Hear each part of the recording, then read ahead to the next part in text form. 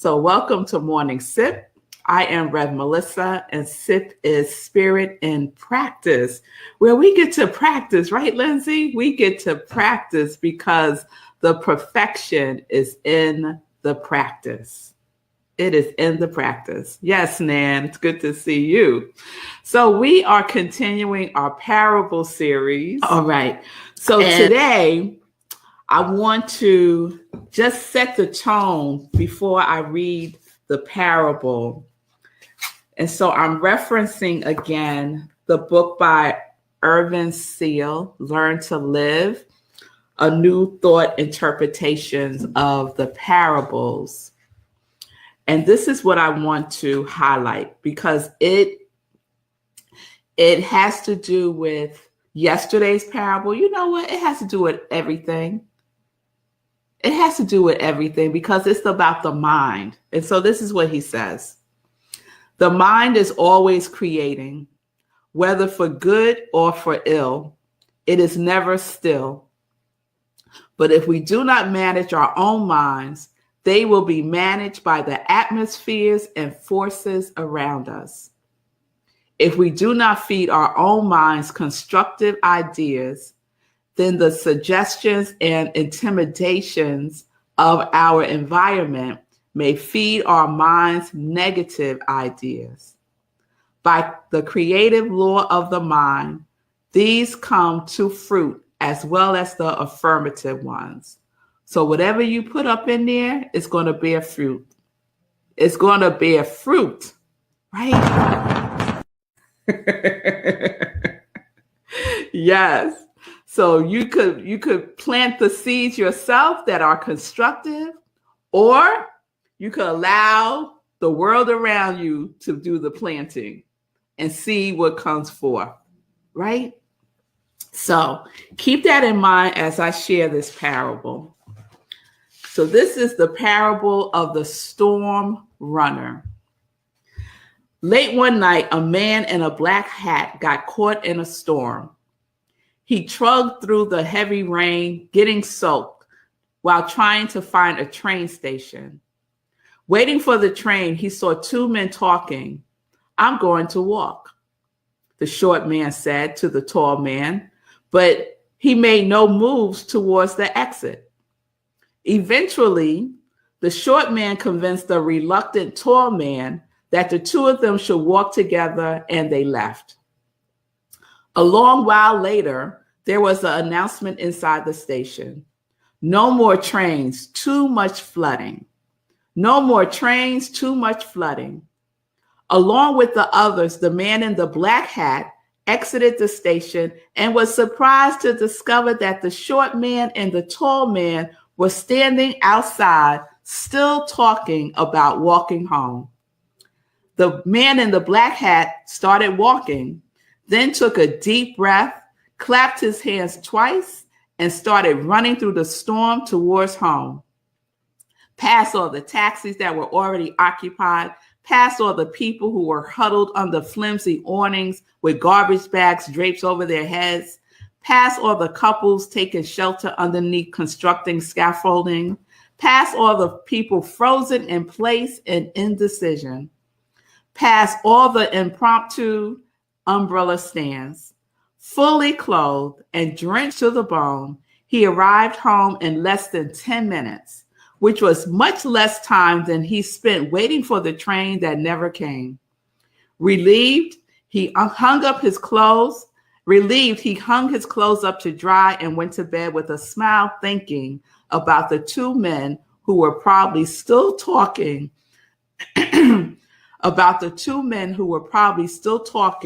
about walking home. That's a good one, Gladys, right? The parable of the storm runner. So, as some of you may know, I put out a challenge last week for you all to create your own parable, something that resonates with you. It could be from your own life, right? And create a parable around that. And so far, 3 people have submitted their parables. And the person who submitted the parable that I just read is about to pop right up on this screen right after this drum roll. Right after.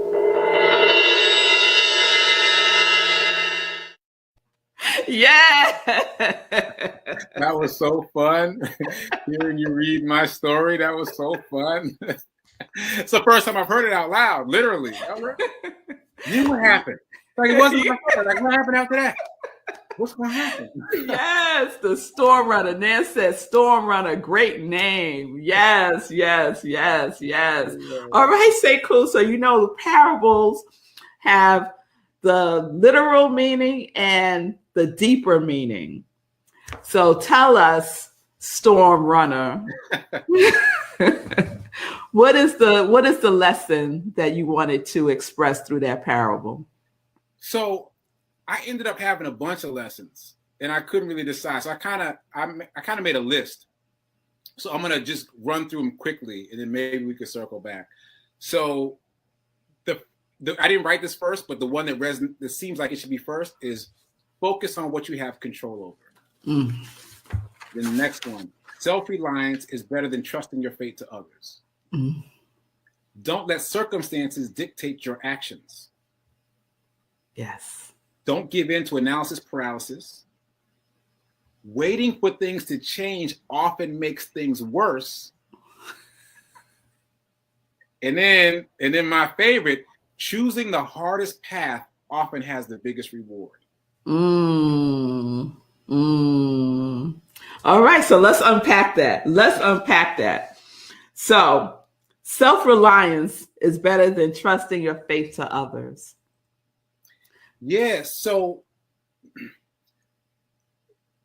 for me, that happened in a lot of ways in that experience, right? So I thought for a minute about what I was going to do, and then I decided to go to the trains, right? So I wasn't thinking about the fact that I'm relying on the train system to be functional.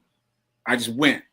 But as I was there, I started thinking about it. As I was listening to those two guys talk about taking matters into their own hands, I was like, maybe I should be taking matters into my own hands. And I was like, nah, I'm going to chill. I'm going to wait for this train, right? So I literally made that decision to not take matters into my own hands. And so I was surprised to see them outside still talking about it, standing on the scaffolding, still talking about it. And I was like, okay, they made the decision and then they changed their minds. They couldn't get past the rain to really do something. And so that is what made me start to walk immediately. Just seeing them still there, I was like, oh, they changed their minds one way. I'm going to change my mind the other way. Yeah, I'm going to start moving now. But it wasn't until I got a couple blocks in that I was like, you know what? I've been training for this. I've really been training for this. I can do this. That's not what I thought immediately. I walked 2 blocks in the rain. I was like, but I've run through this before. You know what I'm saying? I've run this distance before. There's no way that I'm not prepared for this. And I literally clapped my hands twice. That wasn't some editorial device. I had to get myself hyped. I'd be like, let's go. Let's go, Sekou. Let's go. And then I took off. And then all the other things just clicked into place. All the other lessons were happening as I was seeing it. Yes. Yes. Right. And it's so what I read from the book a few minutes ago. What are you feeding your mind? Right. So while you're in the train station waiting for the train, what were you feeding your mind? Yeah, I'm going to chill. I'm not going back out there in that rain. I'm already wet. I'm going to read this book. I was literally reading the book that you just held up about the parable. I was like, let me read about these parables right quick. I was even thinking, let me read about the parable so I can write my parable. But I wasn't thinking this was the parable, though. Yeah. That's not what I was thinking. But I was like, let me read my parable book. They tripping. They about to go out there in that storm. They tripping. Let me see here. Right. Yeah. And what happened, right? It's, oh my goodness, it's so powerful because you were having an instant, it was happening in real time. Yes. What you were feeding your mind was happening in real time. Yep. Right? Because then you get outside and the two guys are still standing there. Still having the same conversation. Now, I should emphasize, it's been 15 minutes. They left a long time ago, not a few minutes ago, a long time. I was like, wow, they're still stuck in this. And I was like, so my instant knee-jerk thing was, I'm not going to be stuck. Yeah. I'm not going to be stuck. I know that. I'm not going to be stuck like them, still trying to think about what to do. So I started walking immediately because they were stuck. And if they hadn't still been there and been stuck, I might have stayed stuck a bit. But seeing them stuck, I was like, no, I'm not doing that. Yes, yes. Again, what were you feeding your mind? What were you feeding your mind, right? And then as you start to run, what are you feeding your mind? Yeah. And the food got better. In terms of feeding the mind, the food got better. Because when I started running, I was, I got this. I got this. Yeah, get out the way. Get out the way. People were clearing the path. Jaws were dropping. Like, it was like a movie. Like, oh my God, what is he? Like all these reactions. It was great. It was great. Yeah. I ran my second fastest mile ever under those circumstances, which is incredible. Faster than regular miles when I'm out there with my gym clothes on. Like, yeah, I got into it. Yeah. Because I've been training for it. So the other one that I want to unpack with you is don't let circumstances dictate your actions. Yeah. Because we do that. Yeah. And that's the one that I feel like the muscle I have exercised the most by choosing to run outside for the charity run. Because when I started, I went inside. I was like, let me run these indoor laps. But I made a conscious choice to get outside and to continue running outside no matter what the weather is, which has put me in a position of running through storms, thunderstorms, on ice, through snow, through sleet, all the things. And so I'm practicing with my physical body not being deterred by circumstances. Because if you let yourself be deterred by circumstances, then they always lead the way. Like you change your whole plans because of what's happening out there, not what's happening in here. Yeah. And right. The circumstance is if we allow ourselves to go within our inner circumstance, instead of being guided by our external circumstances, we will experience the life that we really, really want to experience. We really would. So I love that one. And it's so in alignment with what I read. If we do not feed our own minds constructive ideas, then the suggestions and the intimidations from our environment may feed our minds negative ideas. So you could have stayed right there with those two guys. Yeah. With everyone from the train. Because when they made the announcement, we all went up. We were all like, oh, wait, we're all confused, trying to figure it out. But it was a mass exodus. So we all caught up with the two guys who left 15 minutes ago. And everyone's just gathered underneath the same scaffolding. And I was like, nah. Only one person walked away. Yeah. That would be me. Yeah. So that leads to focusing on what you have control over. Because if you could stop the hurricane, if you could stop the flood waters, then, that's something. But you can't. You have no control over Mother Nature. Right. So focusing on what you have control over. Yeah. And what I have control over is me. Yeah. And like I said, I realized after a bit that I had been prepared for this because I've been practicing. And so, I can choose to exercise control over me. And so it felt good taking matters into my own control. Like I waited for a train at least 2 times the time that it took me to get home. Even more than that, really. Because I got home in less than 10 minutes and I've been waiting for the train for a half hour. Yeah. So it's like, I felt great. And then what I want to say on top of that is everyone responded to this story, not everyone, but almost everyone responded to this story on social media as if it was a woe is me story. I was telling a woe is me story. People are like, oh, are you okay? I'm sorry that happened to you. What are you talking about? You see my smile in this photo? Like I am falling out of control. Like what? I'm like, this is a hype story. I actually reposted it because I got tired of people giving me the woe is me thing. And I was like, listen, I reposted it and I put out a notice to say I reposted this story with the proper emphasis so that you understand that this is not a pity party. This is a success story. This is about me pushing my limits, taking matters into my own hands, and triumphing. Yeah. This ain't no pity party. I know everyone else was telling a pity party. I know, but that's not what I'm doing. Yeah. And so we're so conditioned to listening for the pity party. They thought that that's what I was doing too. It's like, nah, I'm good. I'm home chilling. Yeah, because we're so conditioned to feeding that to our minds, right? Mm-hmm. We feed the stuff that we feed ourselves from the external world, right? Is looking for the negative, usually, what's wrong, right? Hyper exaggeration of circumstances a lot of times, right? Yeah. So we can focus on what we have control over, and what we have control over is what we feed our minds. Yeah. And if you focus on what you have control over, you automatically stop catastrophizing. You know what I'm saying? Like the catastrophe becomes reduced. Like, there's a lot of water, but you focus on what you can do to get home, and then all that stuff, it fades. Like, But you see how it becomes a feeding frenzy? Yeah. Yeah, because and it's so much you're getting me hyped now. You're getting me hyped. I got my AC back on. Listen. So much so that one of my friends from college responded to the post and was like, "Oh, my brother-in-law, he had problems too." And I was like, "Oh, I didn't have any problems." I don't talk about it. And we went back and forth commenting on the same thing, and she didn't get what I was saying. I was like, no, my story is not that. I am not saying, oh, the storm was awful, I got caught in it. So, it becomes a feeding frenzy, as you say, and it's automatic. Yes.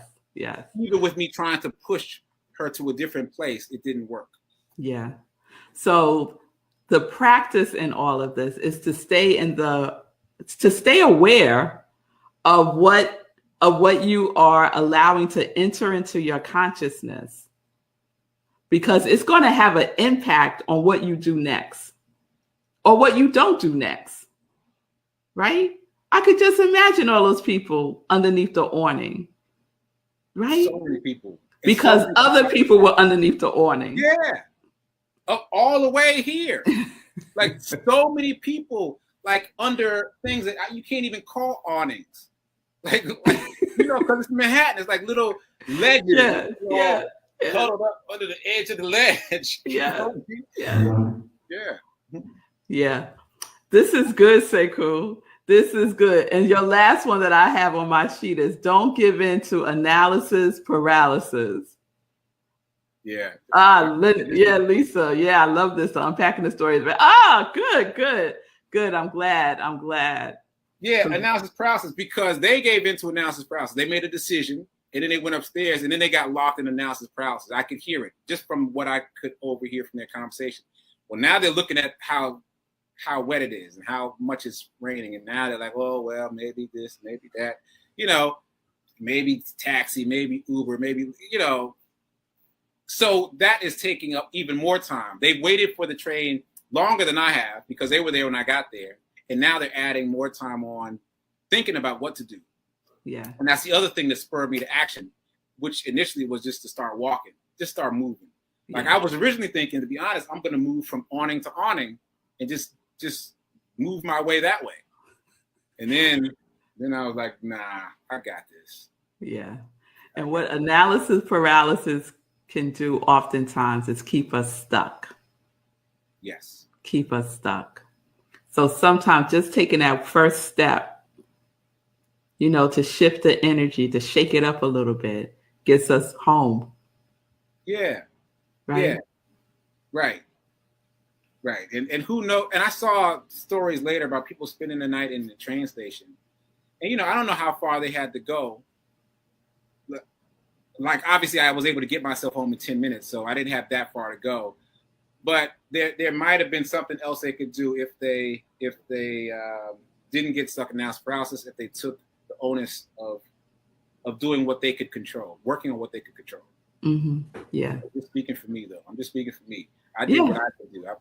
I took control back myself, and it felt amazing. Yeah. Amazing. Yeah. Yeah. And to your point, maybe for those folks who decided to do that, to stay, that was the best choice for them, Right. Given their circumstances. Right. So we all have the opportunity to see what works, what is going to be the best way for us to move, not based on what everybody else is doing or how everybody else is moving, right? But what can I control? All the information that I have, how can I make the best decisions for me, right? What are you feeding your mind? So that's a question for all of us to answer, right? What am I feeding my mind today? What am I feeding my mind today? All right, y'all. So that's one. We're going to do another one. Thank you so much, Sekou. I love the Storm Runner parable. Wasn't it fabulous, y'all? So if you're feeling left out of the party, you can still do your parable. And I bet you every single day, there is something that happens in your life that you can create a parable around. Guaranteed. All right. So tomorrow, stay tuned for the next parable from another person from the Congregation of Joy that submitted their parable. This is so exciting for me, y'all. Yes. So getting some shout outs there. Sekou, great story, very inspiring. Lindsay, excellent sip. Thank you, y'all. All right, well, more to come tomorrow. So let's get into Sekou again for that wonderful parable, the Storm Runner. I hope that you all received the lesson in that and that you can apply it to your life, right? What are you feeding your mind? Yes? All right, y'all. I'll see you tomorrow for the next parable from Congregation of Joy. Peace and blessings, peace and justice. We're living life in joy. Yes, we are. Connected to our yes.